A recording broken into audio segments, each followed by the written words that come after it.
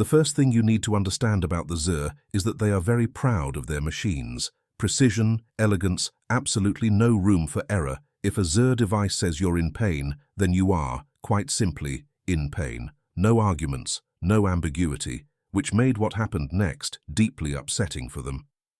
"Begin the tolerance test," said Research Overseer Trenix, his 6 fingers laced together in what he assumed was a display of control and composure. The room was filled with the antiseptic scent of sterilized metal and the high-pitched hum of equipment warming up. His eyes flicked to the subject strapped into the chair. The human, male, mid-30s, dark, wiry hair. A half-smile tugged at his mouth like he'd been told this was all a joke and was patiently waiting for the punchline. "State your designation for the record," Trenix ordered. The human leaned forward slightly, despite the restraints, and grinned. "Mason Keller, Earth, friendly neighborhood masochist apparently." There was a sharp click as one of the ZR assistants flinched and dropped a datapad. Trenix narrowed his eyes. "You understand that you are about to be subjected to a progressive neural stimulation protocol designed to measure pain thresholds across biological species." "Yeah," Mason said. "You're gonna zap me until I cry. Standard Tuesday." "No, not zap. Our process is more refined." Trenix gestured, and a sleek metallic arm descended from the ceiling. It stopped just above Mason's forehead, and a disc extended out like a blooming flower, emitting a faint blue glow. Mason looked up at it. "Looks like a high-tech forehead kiss." "That," Trenix said coolly, "is a Class V neural exciter. It can emulate pain across 6 dimensions of sensory input, from standard nerve stimulation to existential despair." Mason tilted his head. "Existential despair? You mean like listening to Nickelback during a breakup?" The room fell silent. Trenix took a deep breath. "Initiate Phase 1. The machine hummed. A light flickered. Somewhere, a soft tone chimed. Mason blinked. "Any discomfort?" asked the assistant. Mason scratched his nose. "I think it cured my headache. Can I get one of these for my apartment?" Trenix frowned. "Increase intensity." The glow intensified. The hum became a low, thrumming vibration. Readouts danced across the ZR's consoles, red lines creeping upward in what should have been a concerning trend. "Phase 2, Trenix said. The hum became a roar. The lights in the chamber dimmed slightly. The ZR medical technician looked nervous. It was, as they like to call it, the threshold of screaming for most species. Most beings at this stage had already soiled themselves and begun offering bribes. Mason tilted his head again. "Was that it?" Trenix's eye twitched. "Phase 3. Sparks danced around the neural exciter now. The floor shook slightly. The backup generators kicked in, and one of the consoles began to beep urgently. Mason cleared his throat. "Okay, now I'm getting something. Feels like when I stubbed my toe running to the fridge at 2 a.m. Still waiting for the real show, though." One of the assistants leaned in. "Overseer, the excitation core is nearing redline." "Override it," Trenix snapped. "Humans are known for embellishment. He is clearly bluffing." "He's humming, Overseer," whispered another assistant. "He's literally humming through pain phase 3. Indeed, Mason was humming. Something suspiciously close to the final countdown. "Phase 4, Trenix growled, voice rising. The room went dark for a split second as power surged through the system. When the lights returned, every ZR technician took a step back from their stations. The machine hissed. Smoke rose from one of its joints. Mason blinked through the haze. "Hoo boy, that one tickled." The neural exciter made a sound like a dying cat, sputtered, and powered down completely. A small wisp of smoke curled up from its main cooling vent. Trenix stared at the display. It shut itself off. Mason looked around innocently. Was that the machine's safe word? "This is impossible," Trenix hissed. "Nothing has ever reached Phase 4 without significant trauma." "Really?" Mason asked. "You guys need better test subjects. Try getting a tattoo while your ex is texting you about how happy she is now. That's peak suffering." Another assistant quietly turned off their recorder. "I think we need to recalibrate everything."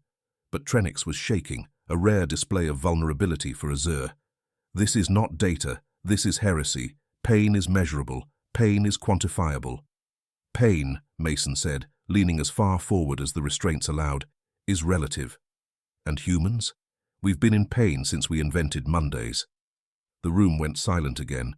Then a console exploded in a shower of sparks. "System overload," cried one assistant. "Core temperature approaching meltdown." Trenix staggered backward. "Abort the test. Shut it down." Mason chuckled. "Too late. You can't unmeasure what you've seen." And with that, he smiled wide, teeth bared in that unnerving human way that looked far too close to a predator's grin. So, round 2. The Zur did not respond. They had, without realizing it, begun to back away, one by one, instinct overriding protocol. For the first time in their existence, the Zur faced an organism not only capable of withstanding their most refined form of induced suffering, but laughing through it. Worse, cracking jokes. This wasn't just a failure in the data, it was a cultural catastrophe, because the Zur's entire scientific doctrine, their core identity, rested on being able to quantify the universe. And now the universe had smiled at them from a pain chair and asked for more voltage. Trenix stood in silence, watching the human breathe steadily as the chair powered down and life support protocols reset the room. "Document this," he said finally, voice hollow, "and lock it behind clearance walls. But Overseer, lock it. This never happened. This protocol is retired. No more human pain testing. No more neural simulations." He turned and walked toward the chamber door, his back straight, but his footsteps unsteady. Mason, still strapped down, called after him. "Hey, before you go, serious question." Trenix paused. "Got anything for heartbreak? Because that still stings like hell."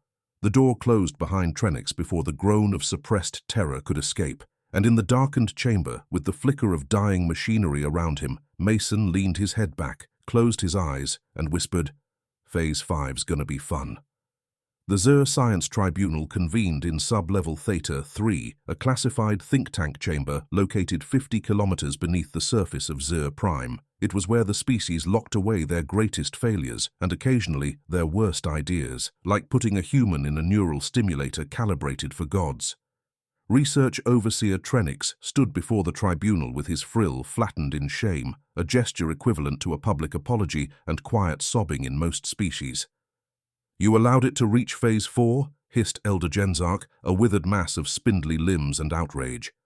"I had every reason to believe the subject would break at Phase 2, Trenix replied, gripping his data slate like it could shield him from judgment. "No species has withstood Phase 3 without long-term nervous degradation." The human laughed. "Laughed?" asked another elder. "Was it mocking pain?" "No," Trenix said, voice barely audible. "It was singing." A silence heavier than vacuum settled over the room. Across the chamber, a younger scientist, Vraln, nervously adjusted her ocular lens. "There's more. The subject's neural data shows erratic, uncharted patterns during the test. Some signals match what we categorize as pleasure, others as confusion, and one spike that registers in our system as aggression while smiling." Another elder recoiled. "That's not biology. That's madness." "We believe," Vraln continued, "that the subject was not merely enduring pain, but actively interpreting it as something recreational." That got the room buzzing. Impossible. They were supposed to be soft-boned herbivores with an emotional dependency on approval. Someone clearly gave us a wrong species profile. Trenix cleared his throat. "What concerns me more is what happens if Earth learns we did this." "You mean when?" Elder Genzarch snapped. "We abducted one of their citizens, ran illegal pain diagnostics, and triggered a power failure that fried half our lab's memory grid.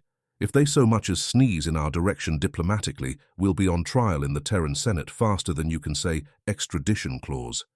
"Perhaps," another elder said cautiously, "we classify this as a mutual exchange of scientific information."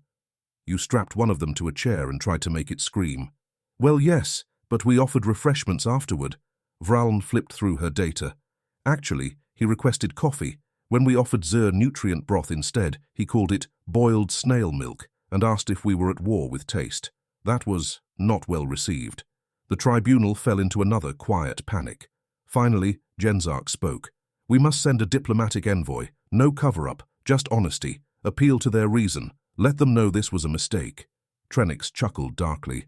"You want to reason with a species that uses jalapenos as a snack?" Vraln raised a hand. "Permission to speak frankly?" "Go ahead," Genzarch muttered. The human was not the anomaly, she said. Our expectations were. Every species we've tested has evolved to avoid pain. Humans seem to have evolved to normalize it. They treat it like a challenge, a bonding ritual, sometimes even art. That's absurd, an elder barked. Is it? Vraun projected several human media entries onto the central screen. Observe, full-contact combat sports, tattoo exhibitions, Jackass, the complete series. The chamber gasped in confusion. They do this, voluntarily, whispered one. Yes, for entertainment and attention. They've turned suffering into a hobby?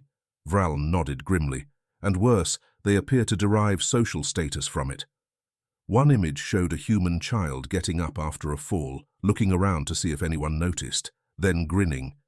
Not only do they endure pain, Vraun added, they turn it into currency. They admire those who suffer with style. They put it in songs. They call it resilience. Sometimes they even brag about it. Genzark pinched his frill. Dear gravity, we've poked a death world with a science stick. Multiple times, Trenix muttered. The chamber doors burst open. A Zur courier sprinted in, panicked and wheezing. Alert! Earth has made contact! Everyone froze. Where? Genzark demanded. Here, now through diplomatic relay. Incoming visual. The screens flared to life. A human face filled the frame. Female, early 50s, wearing a sharp blazer and a disarming smile. Her name tag read, Dr. Erin Mace, Department of Human Affairs. She sipped from a large mug that said, #1 torture survivor, unofficial. Hello, she said sweetly. I believe you have something that belongs to us. Genzark stammered. We were about to return Mr. Keller at once. Oh, I know. He already escaped. Said your guards were soft as pudding.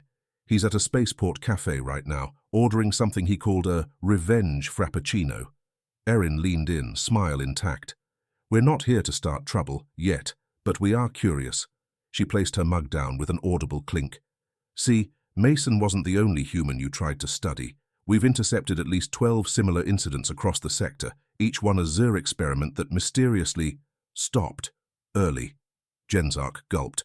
We'd like full disclosure, Erin said, and in return, we'll consider not publishing Mason's testimony, or the footage, or the heat map of your chair melting. Trenix whispered to Genzark, they're blackmailing us with how well he survived. Genzark whispered back, we tried to break them, and they turned it into a PR campaign. Mace continued, we also noticed some fascinating trends in your tech. We'd like to borrow your neural exciter design. That's proprietary, Trenix blurted. You strapped it to a human, Erin said. That makes it open source. Trenix slumped. Erin tapped her mug. So, we can call this a learning moment. You learned that humans are not your average squishy organism. We learned that your torture chairs break easier than IKEA furniture. She smiled again, this time with a trace of warning.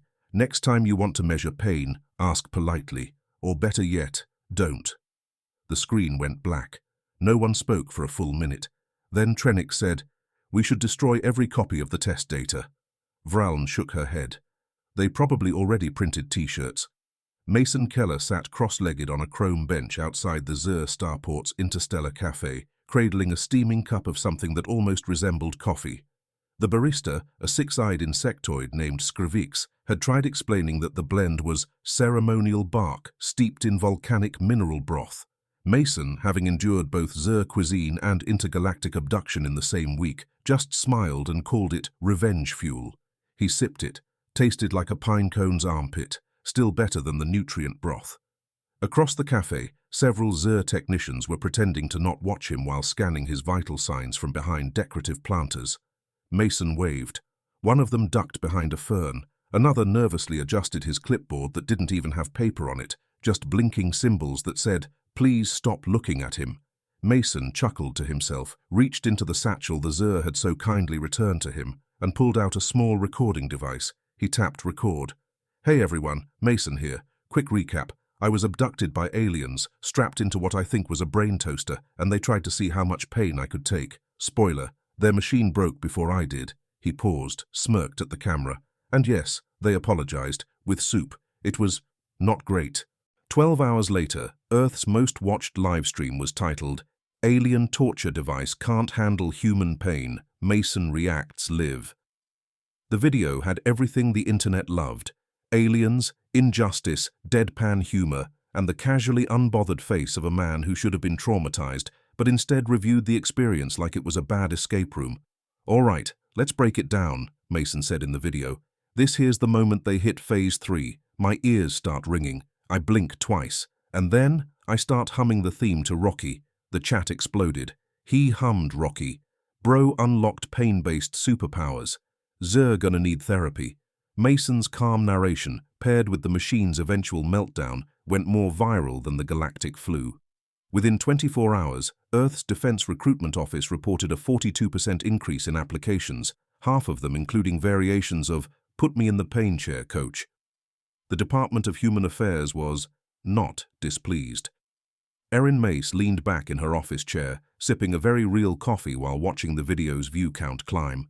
Her assistant, a young analyst named Reese, looked up from a monitor. "We've got 5 species requesting a cease and desist. Apparently their citizens are terrified we're making super soldiers now." "We're not," Erin said. "Should we correct them?" She stirred her mug. "Why would we do that?" Reese grinned. "We've also received a formal invitation to a pain tolerance symposium on Velnar Prime." Erin raised a brow. "I assume that's a trap." "It's hosted by the Zer. Definitely a trap. They've rebranded their department. It's now the Human Biological Curiosity and Appreciation Society." She stared at him. "They put it on mugs." Erin nodded slowly. "Oh, we're framing that." Back on Zer Prime, the tribunal was in shambles. The humans hadn't retaliated with force, but something worse. They laughed. Mason's footage had made them a galactic punchline, a species of scientists who had tried to torture a human, only to end up on a meme. "Who built the stimulator's resilience thresholds?" Genzark barked. "It was modeled after Krasan physiology," Vraln said defensively. "They scream at dental cleanings. Humans build roller coasters to simulate death," Trenix snapped. "You think they care about calibrated nerve impulses?" A courier ran in, breathless. "We have a bigger problem." "More memes?" Genzark groaned. "No, sir. Earth's research departments are now offering open contracts for pain-based recreational interface development." "Meaning?" "They're reverse engineering our neural stimulator for fun." Genzark stood up too fast, his chair clattering backward. "They're turning our torture machine into a party game." "Worse," the courier said. "There's pre-orders." The screen behind them flashed to a website. The Masonator trademark, "Feel the burn," literally. "Buy now. Ships in 3 systems. 4.8 stars from early testers." "Got this for my bachelor party. Cried, laughed, would recommend." "My grandma made it to phase 2. Said it reminded her of childbirth and taxes." Genzark fell back into his seat. "We are obsolete." Trenix looked at the ground. "They've commodified their trauma faster than we could document it." "It's not just that," Vraln added. "They're rewriting the narrative. Every other species fears pain. They're treating it like a test of character, a rite of passage. They're proud." One of the elders blinked slowly. "So what do we do?" There was a long pause. Then Trenix exhaled and stood up. "We buy a booth." "What?" "We buy a booth at their tech expo. We show up. We admit we made it. And we market it as theirs." "You want us to embrace humiliation?" Genzark sputtered. "No," Trenix said. "I want us to sell it before someone else does. If you can't beat the humans, at least try to ride their marketing wave." A silence fell again.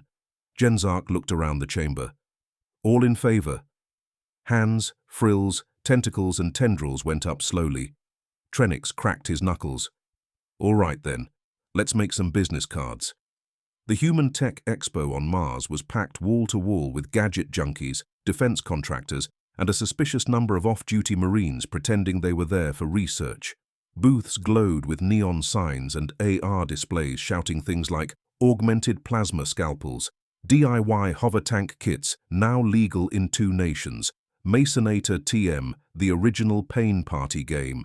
Yes, it had a slogan. Yes, it had a mascot. Yes, it had a jingle. And yes, it had Mason. He stood front and center, next to a sleek chrome replica of the Zer neural stimulator, now rebranded with a glossy carbon fiber finish and a friendly face decal that winked when idle. He wore a bomber jacket over his flight suit and held a mic like he was about to drop a new single. Ladies and gentlemen, aliens and sentient moss clumps, Mason began, voice amplified across the hangar-sized dome. You've heard of fight clubs, you've heard of escape rooms, but what if I told you could scream in front of strangers and get a t-shirt? The crowd erupted. Behind him, the booth lit up with holograms, pain thresholds, high scores, multiplayer modes. A leaderboard scrolled past showing names like XX Pain God XX and Grandma Deborah, 1945. Phase 1 is mild discomfort, Mason said. Phase 2 is like stepping on a Lego barefoot. Phase 3, that's where the fun begins. You'll see sounds, smell colors, possibly remember a childhood trauma involving a swimming pool and a ham sandwich. Someone in the back yelled, "I'm in." Lines formed, camera drones hovered, and at the edge of the booth, hidden among the crowd, a group of Zur stood quietly, wearing matching polo shirts with a new logo. Powered by Zur Tech, feel the tradition. Trenix adjusted his shirt collar and winced. I feel dirty. Don't, said Vraln, handing out flyers. We're turning humiliation into stock dividends. This is the closest Zur culture has come to capitalism since the great profit plague of 3107. Trenix blinked. That was not a good time. Exactly, Vraln said. We're adapting, like humans do. Meanwhile, in a polished conference dome orbiting Neptune, an emergency summit was underway. The Velnari, Terisians, Grux, and 12 other species had gathered under the coalition banner to discuss Earth's rise, not militarily, but culturally. The fear wasn't just about Earth's weapons or tech anymore, it was Earth's vibe. They're normalizing suffering, said Ambassador Hajal. They're glorifying pain. They're laughing at it, added Rikar of the Velnari, and the galaxy's buying in. Screens showed live footage from Mars, a Grux diplomat collapsing after Phase 2, while humans clapped and Mason offered him a juice box. The caption below read, "Tried the Masonator, found religion." Arakanath, the Coalition's behavioral analyst, squinted at the data. Gentle beings, we've identified a new psychological signature, endurance as spectacle. Humans have industrialized the display of discomfort for entertainment. It's a meme, it's a badge of honor, and it's spreading faster than the Kalorb skin virus. The council recoiled. Can we ban it? Someone whispered. Too late, Arakanath said. Half our youth are live-streaming themselves getting zapped for internet points. One Terisian influencer voluntarily attempted Phase 4 while reciting poetry. Did she survive? She has a book deal now. Back on Mars, Mason was backstage scrolling through reviews. Best bachelor party ever. Jim passed out. Putta, felt like heartbreak and fire ants. Loved it. My ex dared me to try Phase 3. Now she's my wife. He shook his head, grinning, when a Zur courier approached. Mr. Keller, the alien buzzed, handing him a sleek envelope. You've been summoned. Summoned? Like jury duty or galactic tribunal? It's somewhere in between. Mason arched a brow. You guys love being vague, huh? The courier didn't blink. Yes. He was flown to Jupiter's L4 station, home of the Coalition Council's emergency chambers. Normally reserved for war declarations or catastrophic diplomacy fails, it now bore banners reading, Cultural Containment Symposium, Humanity's Influence. Inside, representatives from dozens of species stared as Mason was escorted in, hands in his pockets, expression neutral but amused. Ambassador Vroltik of the Grux stood and spoke first. You have destabilized generations of sociological understanding. Mason shrugged. I posted a video. You glorified pain. It wasn't glory, he said. It was relatability. You tried to study human suffering like it was a pathology. We showed you it's part of our growth curve. The room shifted uneasily. You could have responded with violence, Ambassador Keevan said. Instead, you monetized it? Mason stepped closer. That's what you don't get. You tried to weaponize pain. We've already lived through worse. Traffic, childbirth, group projects. You can't scare us with needles when we've sat through awkward holiday dinners with relatives who bring up politics. Silence. Then a slow, rasping chuckle came from a Crocs delegate. He's not wrong. Mason turned to the crowd. You want us to be terrifying? We can do that. But honestly, the fact that you're scared of a meme, that should tell you what kind of species we are. He tapped the mic pinned to his collar. This whole thing, I was live the moment I walked in. The room gasped. Say hi to the internet. Millions watched in real time. There was a quiet room beneath the Martian Expo dome. No music, no neon, no jingle-playing mascots. Just steel walls, a biometric lock, and 3 rotating fans that didn't do much against the sweat in the air.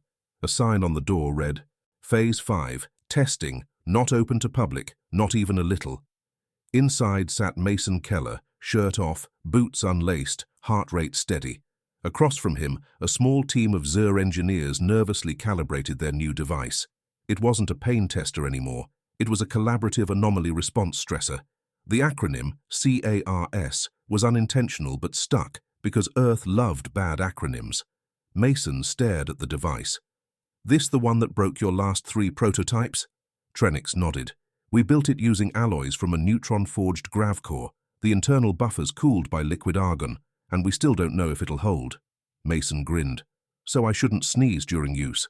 Correct. Or blink. Or think too hard. He rolled his shoulders and climbed onto the platform. All right, Doc, let's make history. Or a crater. Outside, the Martian Expo had shut down entirely. All eyes were on the live stream labeled Phase 5, the human limit. Comment threads were an explosion of speculation. No way he survives this. Bro ate 7 Carolina Reapers on stream last year. He'll be fine. I think I'm in love with Mason. Petition to make him Earth's new ambassador. This is the most human thing I've ever seen. Diplomatic envoys from 17 species watched nervously from the VIP suite. Even the Vex, the previously feared apex power of the quadrant, had sent a silent observer. They all expected Phase 5 to be the line in the sand, the point where human physiology had to fail, the moment where sanity surrendered. Inside the testing room, the Xur techs did their final checks. Mason, Trenix said, voice tight, are you sure you want to proceed? This is experimental. Mason closed his eyes. Buddy, my uncle took me camping in Wisconsin when I was 10 and made me eat squirrel stew while it hailed. Nothing you do here is going to top that. Initiating. The machine thrummed. Lights pulsed, frequencies warped. Neural pathways lit up like fireworks on a holiday Mason didn't even celebrate. The pain started small, tight heat in his spine. Then it spread, flashes of static across his nerves, light compressions along his chest, simulated frostbite, minor burns, auditory dissonance, emotional triggers, the whole symphonic performance. He didn't scream. He smiled. And then he started narrating. Phase 5, Mason said, gritting only slightly. Feels like an ex texting you at 2 a.m. while you're trying to fix your taxes. There's a coldness, sure, but also deep regret. And a headache. One of the Xur dropped their datapad in shock. He's critiquing it. On screen, Mason gave the camera a thumbs up. Honestly, pain level 8 out of 10. The emotional layer was clever, but the stomach pressure's a bit cliché. Have you guys tried existential dread?